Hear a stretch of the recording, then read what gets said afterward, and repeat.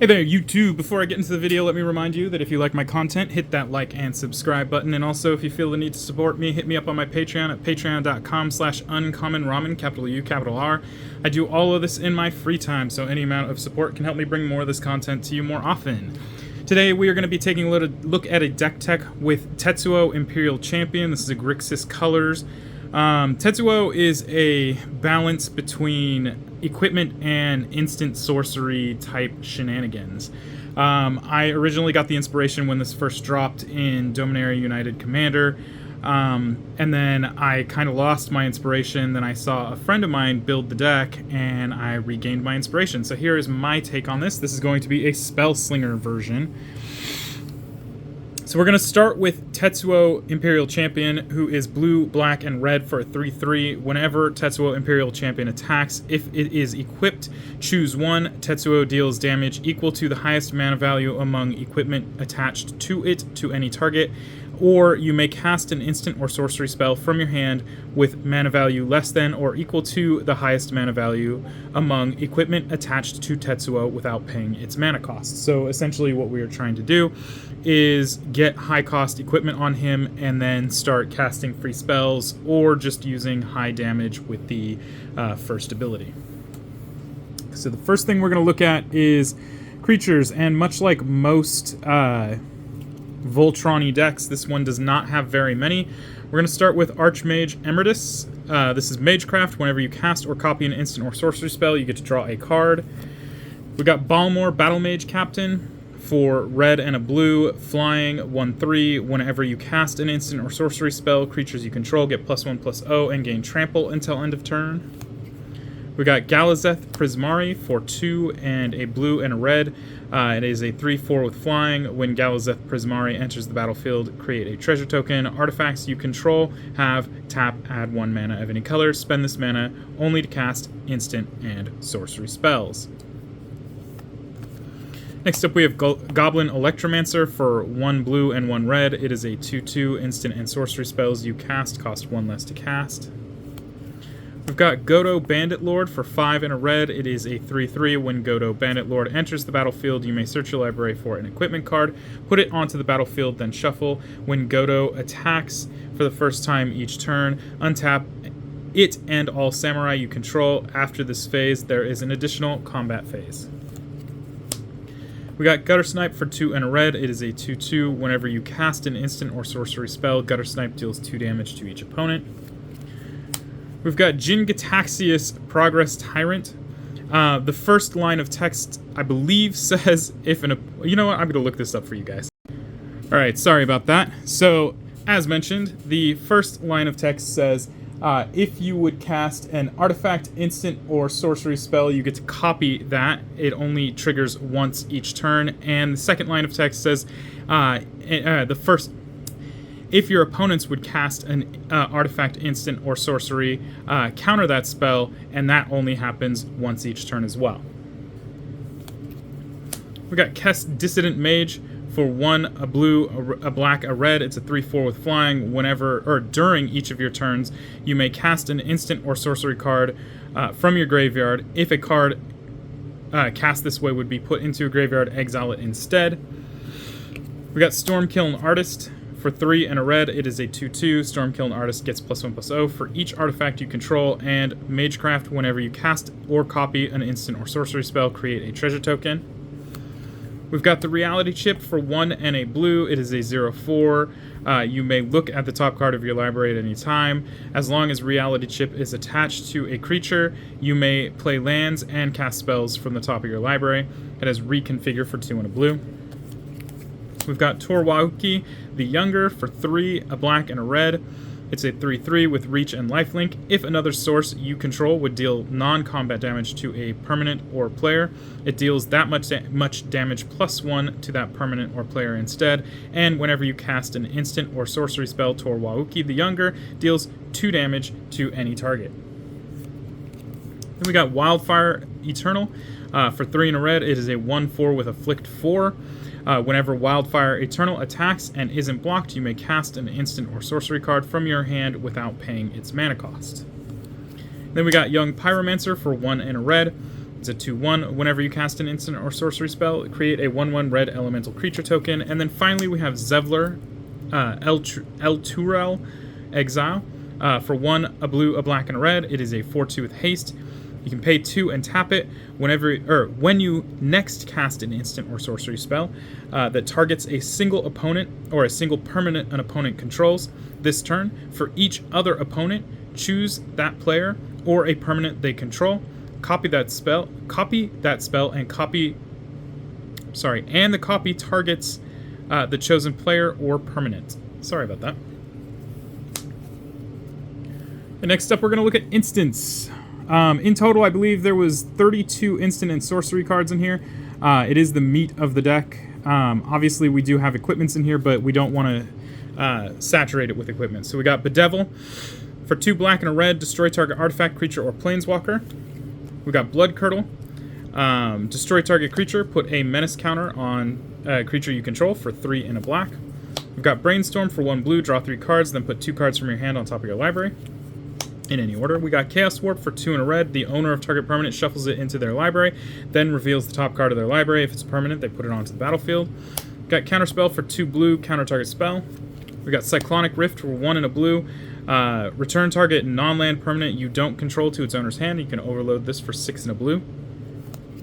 We got Dark Ritual for 1 black. You can add 3 black to your mana pool.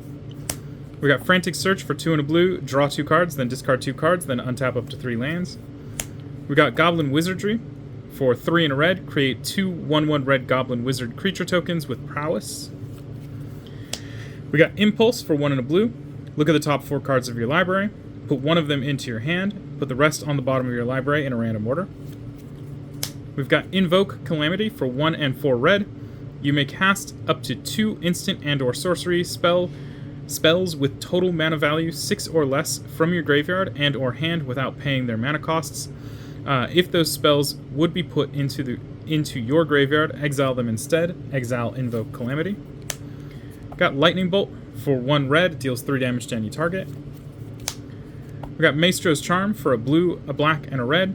You get to choose one. Either look at the top 5 cards of your library, put 1 of those cards into your hand, and the rest into your graveyard. Or each opponent loses 3 life and you gain 3 life, or Maestro's Charm deals 5 damage to target creature or planeswalker. We got Magnetic Theft for 1 red, attach target equipment to target creature. We've got Negate for 1 and a blue, counter target non-creature spell. We've got Rapid Hybridization for 1 blue, destroy target creature, it can't be regenerated. That creature's controller creates a 3/3 green frog lizard creature token. We got Terminate for 1 black and 1 red, destroy target creature, can't be regenerated. And then we got Twinferno for 1 and a red, you get to choose one. Either when you cast your next instant or sorcery spell, copy that spell, you may choose new targets for the copy, or target creature you control gains double strike until end of turn. Okay, next up is going to be sorceries. Starting with Ancestral Vision. This has Suspend 4 for 1 blue. Target player draws 3 cards. Any of these that have Suspend that don't have a casting cost up here are going to be free with the attack trigger on Tetsuo. We got Anchor to Reality for 2 and 2 blue. As an additional cost to cast the spell, sacrifice an artifact or creature, search your library for an equipment or vehicle card, put that card onto the battlefield, then shuffle. If it has a mana value less than the sacrificed permanent's mana value, scry 2. We have Blood Money for 5 and 2 black, destroy all creatures. For each non-token creature destroyed this way, you create a tapped treasure token. We have Cruel Ultimatum for 2 blue, 3 black, and 2 red. Target opponent sacrifices a creature, discards 3 cards, and loses 5 life. You return a creature card from your graveyard to your hand, draw 3 cards, and gain 5 life. We have Fabricate for 2 and a blue. Search your library for an artifact card, reveal it, put it into your hand, then shuffle. Got Feed the Swarm for 1 and a black, destroy target creature or enchantment an opponent controls, you lose life equal to the permanent's converted mana cost. Got Inevitable Betrayal, suspend 3 for 1 and 2 blue, search target opponent's library for a creature card, put that onto the battlefield under your control, then that player shuffles. Got Mystic Retrieval for 3 and a blue, return target instant or sorcery card from your graveyard to your hand, flashback for 2 and a red. Got Ponder for 1 blue, look at the top 3 cards of your library, put then put them back in any order. You may shuffle your library, and then you can draw a card. We've got Profane Tutor for Suspend 2 for 1 and a black. Search your library for a card, put that card into your hand, then shuffle. Got Seize the Day for 3 and a red. Untap target creature. After this main phase, there is an additional combat phase, followed by an additional main phase. Flashback 2 and a red. Got Solve the Equation for 2 and a blue. Search your library for an instant or sorcery card, reveal it, put it into your hand, then shuffle.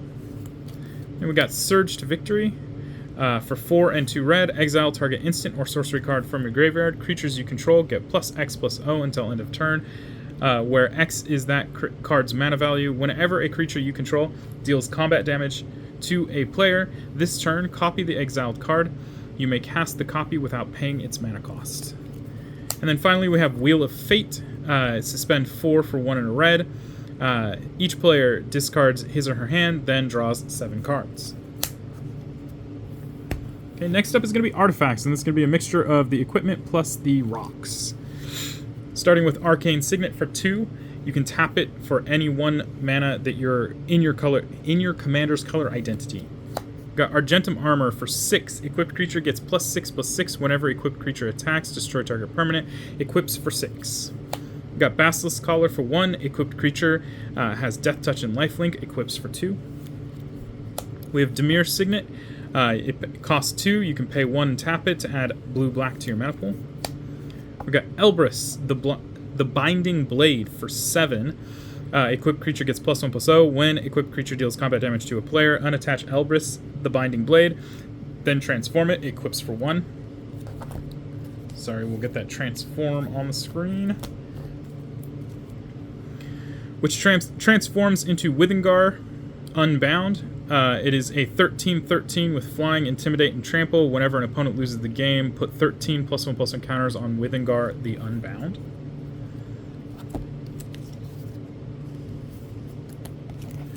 Alright, next up, sorry about that. Next up we have Embercleave for 4 and 2 red. It has Flash. This spell costs 1 less to cast for each attacking creature you control. When Embercleave enters the battlefield, attach it to target creature you control. Equipped creature gets +1/+1 and has Double Strike and Trample. Equips for 3. We have Hammer of Nazan.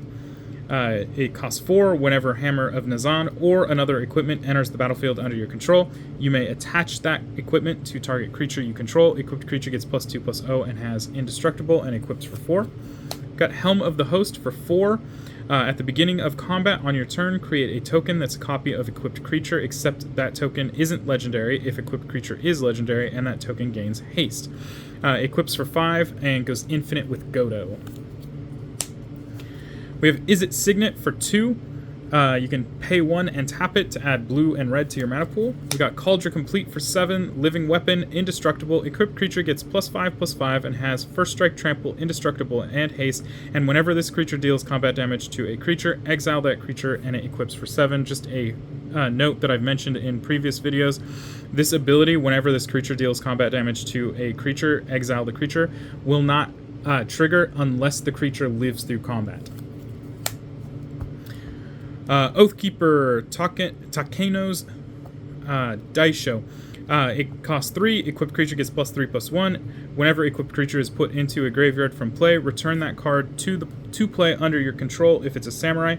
When Oathkeeper Takeno's Daisho is put into a graveyard from play, remove equipped creature from the game. Equips for 2. Got Pact Weapon for 3 and a black. As long as Pact Weapon is attached to a creature, you don't lose the game for having 0 or less life. Whenever equipped creature attacks, draw a card and reveal it. The creature gets +X/+X until end of turn, and you lose X life, where X is the card's mana value. Equip it by discarding a card. We got Rune Chanter's Pike for 2. Equipped creature has First Strike and gets +X/+O, where X is the number of instant and sorcery cards in your graveyard. Equipped for 2. We've got Soul Ring for 1. You can tap it to add 2 colorless. We've got Swiftfoot Boots for 2.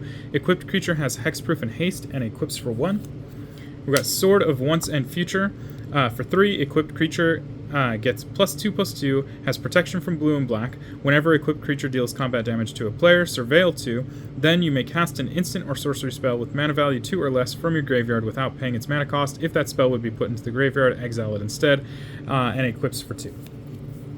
And then finally we have Unscythe, Killer of Kings for 1 blue, 2 black, and a red. Equipped creature gets +3/+3 and has first strike.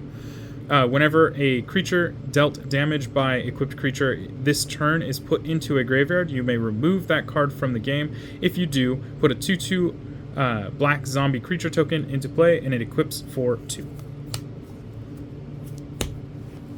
Next up, we have Enchantments. Starting with Arcane Bombardment for 4 and 2 red. Whenever you cast your first instant or sorcery spell each turn, exile an instant or sorcery card at random from your graveyard, then copy each card exiled with Arcane Bombardment. You may cast any number of copies without paying their mana cost. Then we got Sorcerer class. For 1 blue and 1 red, when Sorcerer class enters the battlefield, draw 2 cards, then discard 2 cards. For 1 blue, 1 red, you can level it to 2, and creatures you control have tap to add blue or red mana to your mana pool. Spend this mana only to cast instant or sorcery spells or to gain a class level. And then for 3, a blue and a red, you can go to level 3. Whenever you cast an instant or sorcery spell, that spell deals damage to each opponent equal to the number of instant and sorcery spells you've cast this turn. And then finally, we got Sunbird's Invocation for 5 and a red. Whenever you cast a spell from your hand, reveal the top X cards of your library, where X is the spell's mana value. You may cast a spell with mana value X or less from among those cards revealed without paying its mana cost, and put the rest on the bottom of your library in a random order. Next up, we're going to look at the 1 Planeswalker we have. We have Jaya, Fiery Negotiator. For 2 and 2 red, it comes in with 4 loyalty counters. It has a +1 to create a 1/1 red monk creature token with prowess. It has a -1 to exile the top 2 cards of your library. Choose one of them, and you may play that card this turn. For -2, you can choose target creature an opponent controls. Whenever you attack this turn, Jaya Fiery Negotiator deals damage equal to the number of attacking creatures to that creature. And then for -8, you get an emblem with, whenever you cast an red instant or sorcery spell, copy it twice. You may choose new targets for the copies. Next up, we're going to look at the non-basic lands. Starting with Blightstep Pathway, this is the black-red MDFC. We've got Command Tower that taps for your commander's color identity. We have Crumbling Necropolis, a tap land that taps for blue, black, and red. We have Dragon Skull Summit, is a check land for black-red. We've got Drowned Catacombs, a check land for blue-black. We've got Exotic Orchard that taps for whatever mana your opponent's lands tap for. We have Haunted Ridge, another check land for black-red. We've got Reliquary Tower. You no longer have a maximum hand size, and it taps for colorless. We've got Riverglide Pathway, an MDFC for blue-red. We have Rogue's Passage. You can tap it for colorless, or you can tap 4 and it to return, or to have target creature become unblockable until end of turn. We got Shipwrecked Marsh, another check land for blue-black. We've got Sulphur Falls, another check land for blue-red. We've got Training Center, a crowd land for blue-red. We've got Watery Grave, a shock land for blue-black that has land types. And then we got Xander's Lounge, another tap land that taps for blue, black, and red. It cycles for 3, but also has land types. And then finally, we're going to look at basic lands. We have 1, 2, 3, 4, 5, 6, 7 islands. 1, 2, 3, 4, 5, 6, 7 mountains. And 1, 2, 3 swamps. So that is the Tetsuo Imperial Champion deck tech. Again, the whole idea here is to get some higher cost equipment onto Tetsuo, swing in to abuse his secondary ability to make instants and sorceries in your hand free, or at least one of them per attack. We get a bonus here because he is a samurai with Godo and Helm of the Host, which gives you infinite attack steps. So you can trade into some really good attacks there. Not to mention the ability on Tetsuo would continuously trigger each time you attack. We have an interesting suite of instants and sorceries that not only includes several staples, but then also includes a bunch of other things in there to make it a little bit more robust. And we have creatures that are going to benefit from instant and sorcery shenanigans as well, so that if Tetsuo, for whatever reason, is continuously getting killed, and I say for whatever reason with sarcasm there, you have other ways to kind of close out the game if necessary. So that is Tetsuo Imperial Champion. If you have any questions or comments, leave those down below. And let's keep it positive. I will remove negative comments. And I think that's it, guys. Until next time. Peace.